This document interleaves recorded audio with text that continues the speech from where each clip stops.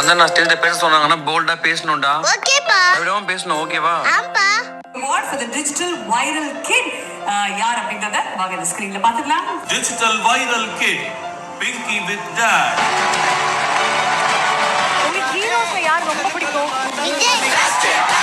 விஜய் சாரோட டயலாக் ஏதாவது பேசுறீங்களா? என்ன வேலை தனியா வந்து மாட்டிக்கிட்ட ஏரியால?